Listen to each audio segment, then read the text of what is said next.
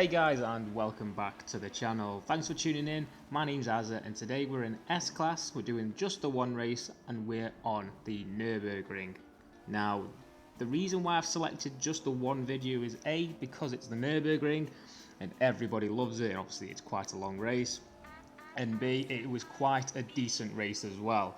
So that's the reason why there's only one race opposed to two. Now, the last video I did got absolutely smashed out of the park in regards to likes and comments and things like that. So thank you guys for all getting involved.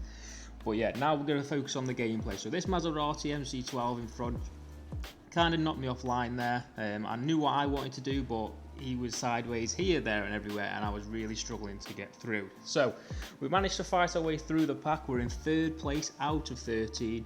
And the two guys in front were fair quick. Now, the guy in first was in a Mitsubishi Evolution 6 or 7. I think it's a 6, I do believe. And the guy in front was in one of the old sort of Nissan Skyline race cars, you know, the LM kind of car. So one had severe amounts of grip, and the other one was an absolute missile and rocket ship. And fair decent in the corners, actually. I'm in a 6.6. handling Ferrari F40. I think it's got the average of, well, it can handle itself on all tracks. Watkins Glen, the Nurburgring, and obviously the tight twisty ones like your Virginia Raceways and Laguna Secas and things like that. So yeah guys, this is the race now. It does take me a couple of corners now to catch up, but here, as you can see, kind of track knowledge coming into it. I know this track sort of off by heart. With the setup that's underneath me, I'm able to close this gap on this car in front of me where I shouldn't really be able to. So I'm right now really close, kind of within touching distance, and I'm going to try and think of where I can try and potentially overtake this guy in second place. Now, I'm really late on the brakes here. I'm clipping all the apexes that I need to be clipping, and yeah, now it's going to start hopefully getting a bit spicy for you. So into this tight right-hander here now, and I'm really on them. I can see first place, and this is where I clocked on to what car he was driving in first, and it gave me that bit of confidence that in the sort of infield sections of this track, I need to get in front of this guy, because on the straight I think he's just gonna sail past me. So that's what I was thinking subconsciously in my mind. So that's the reason why I'm going to try even harder to try and get past this Nissan as quickly as possible, close that gap to first place, and hopefully get myself far enough in front before we get onto the big back straight that he doesn't overtake me.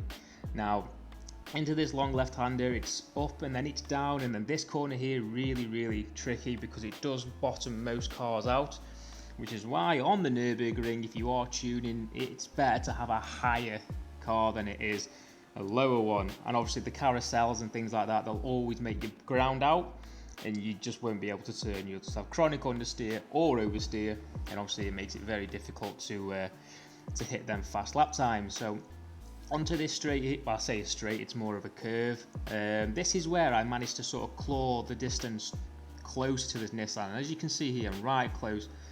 And I'm kind of thinking, like, how do I get past him? And he left me a bit of a gap here, and the power of the Ferrari F40 just managed to sneak it up the inside before this little kink here. And this kink here on the left is also very tricky. Be honest, I don't know how to take that corner. I always go either too slow or too fast and end up in the centre of Germany. So yeah, it's a very difficult corner for me. It always has been and always will be. Into this tight right-hander here, I put it down into first gear on accident. Ideally, I want to try and keep this Ferrari in second gear because it's got the grunt, it's light, and it's got the power to, you know, to pull me out. So here's the carousel here now, and as you can see, this Ferrari was absolutely sound. It did spark a tiny bit, so it did ground out, but it wasn't too bad. The bumps and the suspension, it was all working in harmony to try and keep me going the way I wanted to. And as you can see, I'm not catching this guy in first. The guy's quick. Make no mistake about it, the guy is quick, but with these flowing S's and these corners that really test the handling of the car, I'm able to close that gap pretty much 10th by 10th by 10th, and before you know it, I'm really close to him. Like you say here, look at that, on the brakes, kind of messed up by hitting the curb a bit too much, ran the curb perfectly there. Now into this right corner here, and obviously everyone knows that corner is a bit tricky. The Nissan got really close up the back of me there, and on this tight left-hander, I thought he was going to go for a dive up the inside here. He didn't, I clipped the apex nicely, bit of gravel tracking there by Retro Racer, and obviously covered the line nicely. Bit of a sandwich there, bit of a Ferrari F40 sandwich. I got battered by the back, and then obviously I hit the guy in the front. We're all cool though, we all kind of knew what had happened. But that's just the contrast between my grip, his grip, and obviously the guy in first grip. He's got about 6'2", maybe 6'3" handling. So obviously he's nowhere near the credentials of me and the guy behind me. So as you can see now, I'm literally trying to think, where can I overtake this guy? I want to get him clean, but I want to make it permanent. I don't want him to just sail past me or do the cutback 3000 and overtake me. I don't want that. So we're absolutely smashing it through this final sector here. What I wanted to do then was go for the inside on this corner here, because it's a hard corner. The guy covered it well and he was quite quick through there. This carousel here, like a mini carousel should we say, I'm right on his tail, and I was thinking I've lost, I've really lost. But the guy runs wide, he clips the grass, and everyone knows if you clip the grass there, you ain't coming back on the track until you've hit the wall or slowed right down. So I managed to fire it out, and obviously this is now where I'm a bit scared. I thought this guy in this Mitsubishi was going to absolutely fly past me. Obviously he's overtaken, he's making mincemeat of that Nissan, and obviously now I'm next on his agenda. So I'm kind of hoping, hence the reason why I'm looking back so much, that I can try and get through this section, get through to the kinks and the corners, and when I have to put the brakes on, because it's game, set and match then. Game, set and match, because I'm super confident, it's super cool.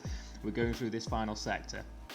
So as you can see there, really late on the brakes, slammed it down into third, slammed it down into second, ran a tiny bit deep, but so did the Mitsubishi, and yeah, we're coming across the line ever so shortly. That's the video, guys. I hope you did enjoy it. Like I say, it's a track that I don't really do very much, and considering the hiccups that we had, I managed to do a 656 dead. I reckon I could do something maybe around the 650s, 648s in this. But yeah, that rounds this video off to a close. I hope you did enjoy. Please let me know down below. Comment, like and subscribe, and stay tuned for more.